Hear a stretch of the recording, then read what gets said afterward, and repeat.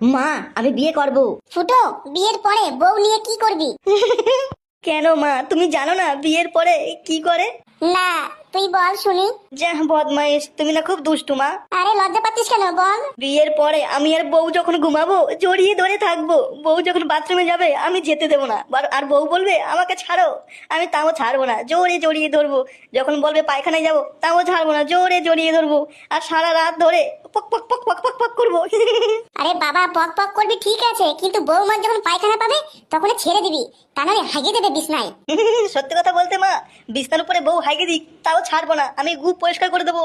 আমার বউকে আমি জড়িয়ে ধরে থাকবো আর সারা রাত গুচুক গুচুক গুচুক গুচুক গুচুক গুচুক।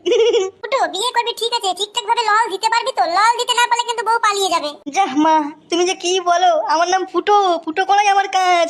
বাবাকে দিয়ে আমার বিয়ে করার ব্যবস্থা করে দাও।